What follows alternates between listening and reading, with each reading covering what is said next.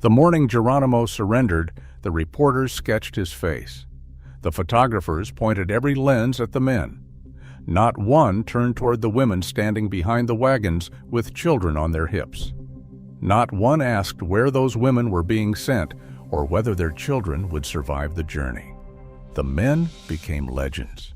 The women became footnotes. And the footnotes are where the worst of it lives. Hollywood gave us Apache warriors on horseback, war paint and rifle smoke, and the chase across the Red Canyon.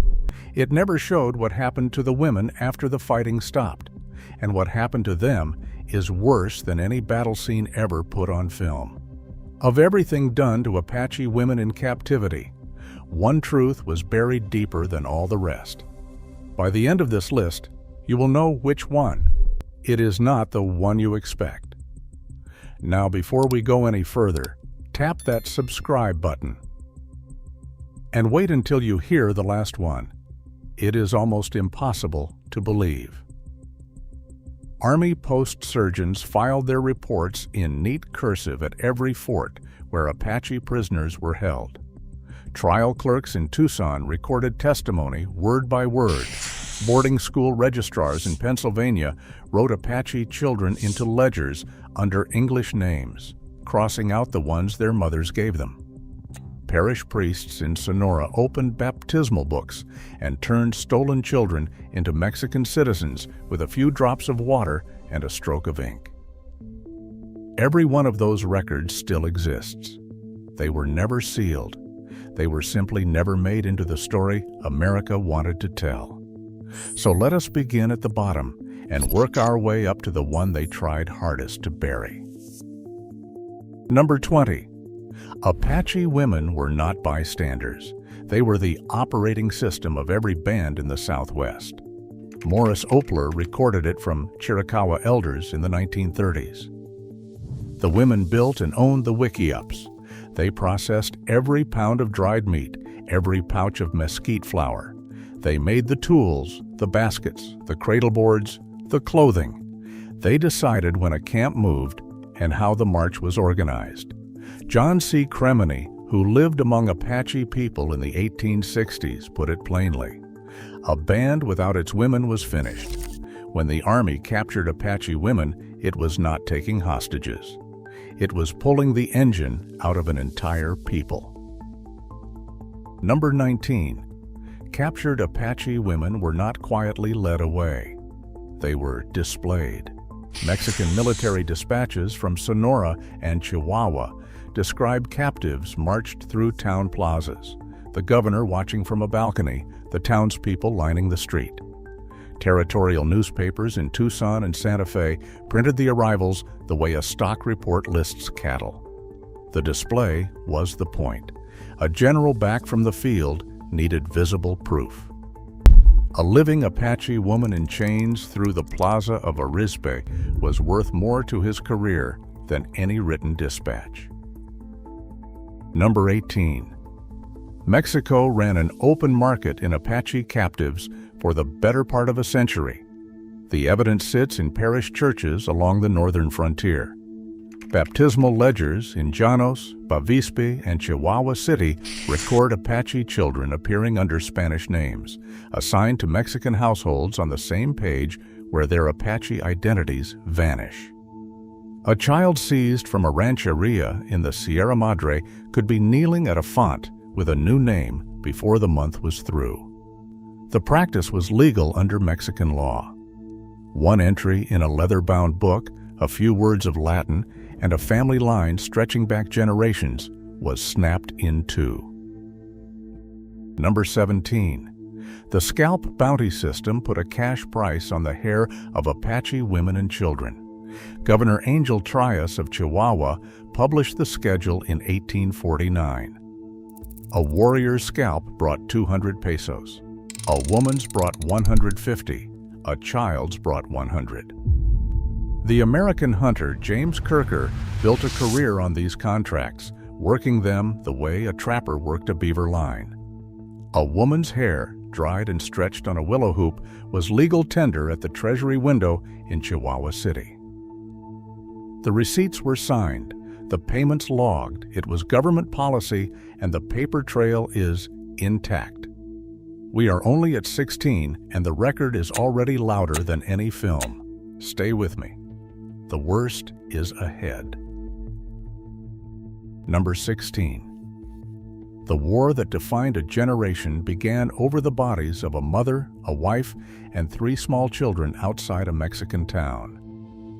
In 1851, near Llanos in Chihuahua, Mexican soldiers under Colonel Jose Maria Carrasco attacked an Apache trading camp while the men were in town. A young warrior returned to find his mother, his wife Alope, and his 3 children dead on the ground. His name was Goyacla. He said later that in that moment he had no purpose left. The world would know him as Geronimo.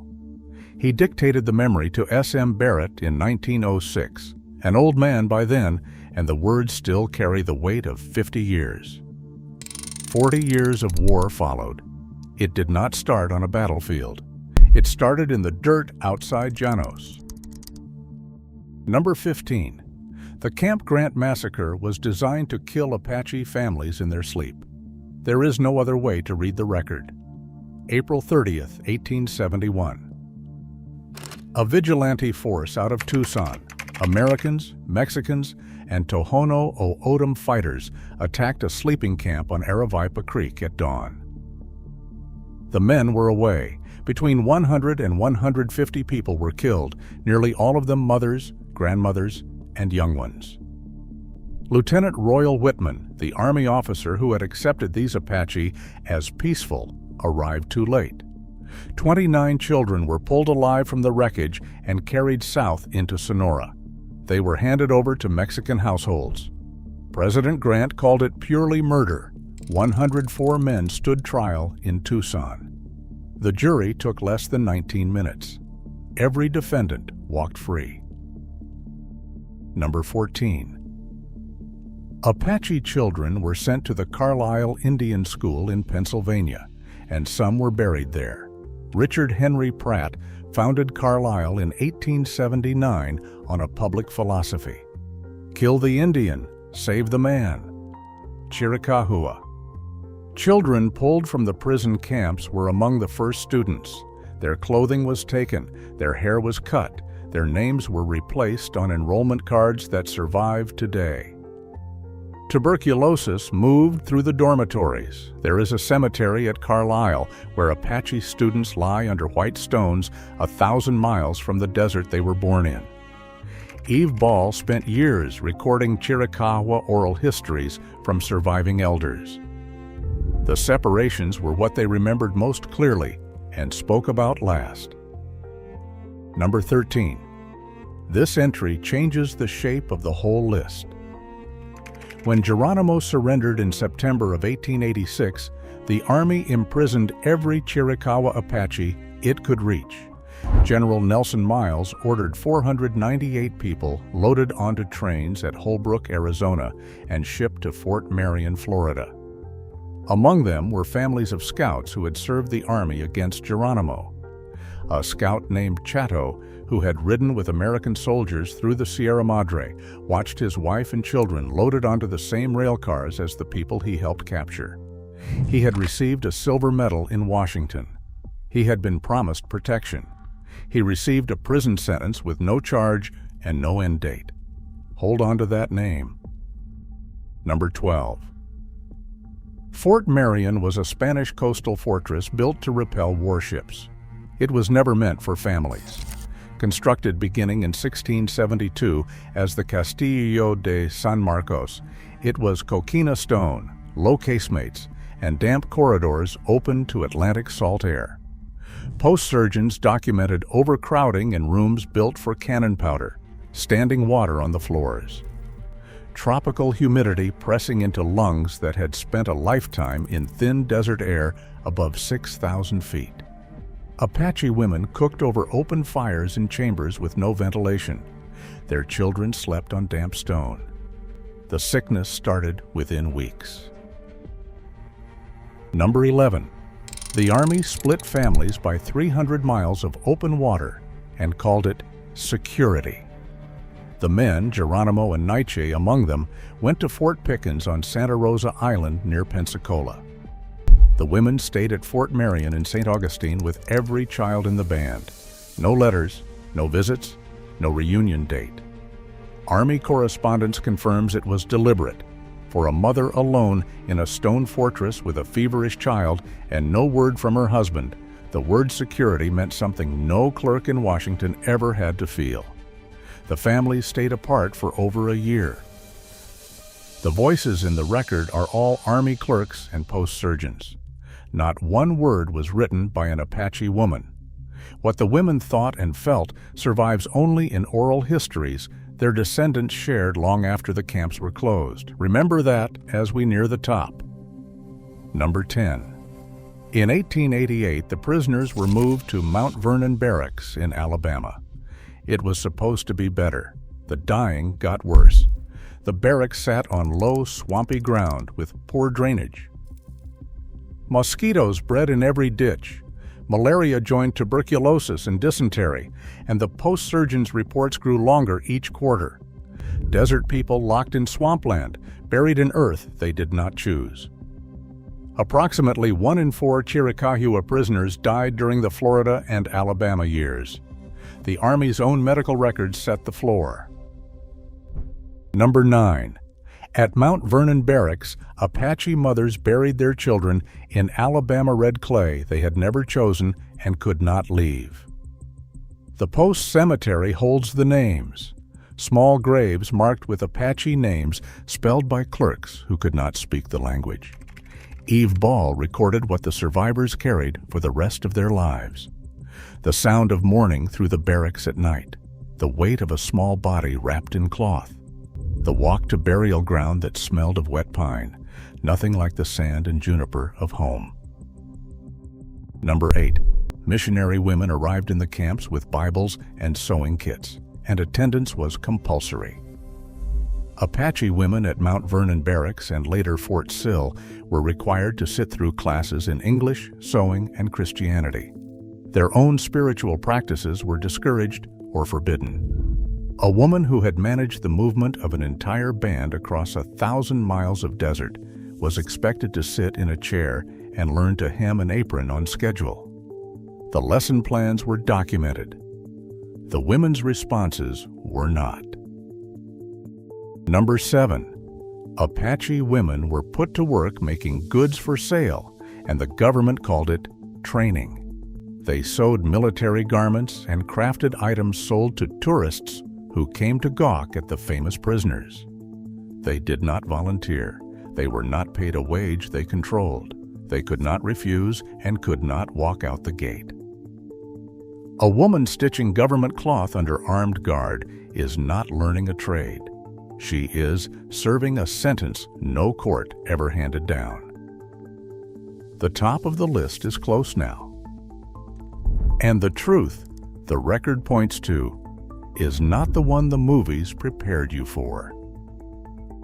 Number 6. Her name was Lozen. She may have been the most remarkable Apache figure of the 19th century, and almost no one has heard of her. She was the sister of Victorio, chief of the Warm Springs Band. Warriors described her as a gifted fighter, a strategist, and a healer who could sense the direction of an enemy by the feeling in her hands. She rode with Victorio and later with Geronimo.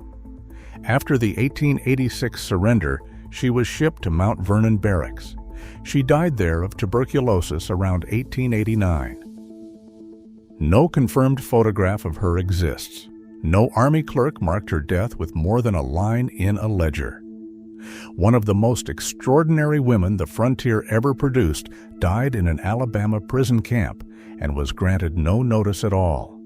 We know her name only because James K. Wakela told her story to Eve Ball when he was an old man, and she was willing to listen. Number 5. Children born inside the camps had never seen the land their mothers described to them. Born at Mount Vernon Barracks, born at Fort Sill. Army records list them by name, prisoners of war from their first breath. They had taken no side. They had committed no act. They were held because of who their mothers were. They grew up inside boundaries set by soldiers, knowing Arizona only through stories told in a language the government was working to erase. Today, roughly 10,000 people are enrolled in the Fort Sill Apache tribe. Many trace their ancestry directly to the women who survived those camps. The line between an 1886 prison train and a living nation in 2026 is unbroken and almost never mentioned in the frontier story most Americans learned. Number 4.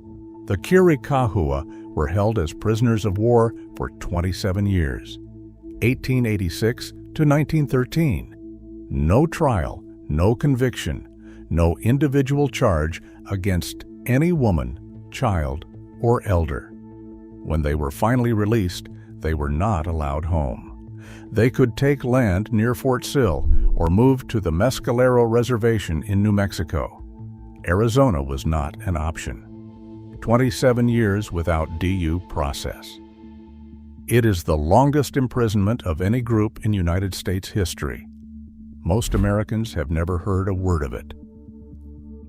Number 3. The women who helped the Army were punished the same as the women who fought it. Go back to number 13, Chatto's wife. The wives of every scout who tracked Geronimo at the Army's request. They chose the American side. Their reward was identical to the punishment. The same trains, the same stone fortress, the same Alabama barracks, the same tuberculosis, the same graves. Army paperwork shows no distinction was ever drawn between the families of allies and enemies. A woman who bet everything on the word of an American officer watched that word dissolve in a Florida casemate, and not one man in Washington corrected it. Number 2. More Apache women and children died of disease in government custody than were killed in battle during the entire Apache Wars. The Camp Grant dead. The Fort Marion and Mount Vernon dead. The students who never walked out of Carlisle set them against every battlefield casualty across 4 decades of conflict. The comparison is not close. The slow death in custody dwarfs the combat toll. Army surgeon reports documented it in quarterly tables. Post-burial records survive in government archives and have been there for more than a century. No screenwriter ever opened them and decided this was the story to tell. Number 1. The 29 Apache children taken from Camp Grant were sold into Mexican households. The United States government never brought them home. Go back to that April morning in 1871, Aravaipa Creek. The smoke lifting, the dead scattered across the camp, nearly all of them mothers and young ones, lying close to where they had been sleeping. The vigilantes pulled 29 children from the wreckage. Most were under 10. They were taken across the border into Sonora and given to Mexican families within weeks. They were baptized under Spanish names in parish churches. Their Apache names went unrecorded. They were entered into the civil register as though born to the families that received them. Whitman filed his report. Grant demanded action. Diplomatic letters went south. Mexico did not comply. The children had been baptized. Under Mexican law, they were now citizens of another country. Mondidori. With new names and new families, the United States could have pressed harder. It did not. The file was closed. The children were never recovered. This is number 1, not because it was the bloodiest morning on the list. It is number 1 because it was the one they could have undone and chose not to. Those children were known. Their ages were in Army files. Their location was not a mystery. They were findable, and nobody went to find them. Some of their descendants may still be living in Sonora, carrying Spanish surnames over Apache blood, unaware of what happened on a morning in 1871 that no one in their family ever told them about. 3 hands built the story that replaced all of this with silence. The first was Hollywood. For 100 years, it put Apache warriors on horseback against a burning canyon sky. John Wayne squared off against war bonnets in Monument Valley. Burt Lancaster played Geronimo with a square jaw and clean buckskin. Jeff Chandler played Cochise as a noble philosopher in a studio desert. None of those films showed a woman coughing through the night in a Florida casemate. None showed a child kneeling at a Mexican baptismal font under a name she had never heard before that morning. The warrior earned a movie poster. The woman earned nothing. The image America carries of the Apache was designed on a soundstage in Burbank, and it left the women on the cutting room floor. The second hand was the Army itself. In its own paperwork, 27 years of imprisonment was described as care and protection. The women were called dependents being housed, not prisoners being held. Post commanders wrote to Washington describing health programs and vocational training as though they were running a boarding school instead of a prison. The language was chosen carefully. It turned locked doors into open ones on paper. It turned forced labor into opportunity. And it made the suffering of those women invisible to anyone who only read the summary and never visited the barracks. The third hand was the quietest and most effective of all. Silence. Not a deliberate cover-up, something worse, indifference. The Camp Grant children, the Mount Vernon graves, the longest imprisonment in American history, none of it reached the standard classroom. No textbook included it. No teacher assigned it. No examination tested it. Generation after generation of Americans grew up learning about Geronimo's surrender as an ending, a final line in a chapter about the Indian Wars, instead of what it actually was, which was the beginning of 27 years of slow extinction carried out against families in government custody. The erasure did not require a conspiracy. It only required that enough people, for long enough, decided it was easier to tell a different story. Here is my answer to the question I asked at the start. The truth. They buried deepest was not a massacre. It was the slow, documented, entirely legal imprisonment and death of women and children who were never charged with a crime, carried out for 27 years by the government. Some of them had served, written in Army ink, sealed in Army envelopes, and left to yellow in rooms nobody opened. The record was never destroyed. It was simply never read aloud. In 1913, the last Chiricahua prisoners walked out of Fort Sill into a country that had forgotten they existed. Some of those women had been held since they were girls. Their children had never seen Arizona. They were not going home. They were walking toward a reservation chosen by strangers, carrying the memory of small graves in red clay and a promise the United States made to their faces and never kept. Which truth hit you hardest? Tell me below. And if you want the real story behind another piece of frontier history the movies never touched, the next one is waiting for you right now.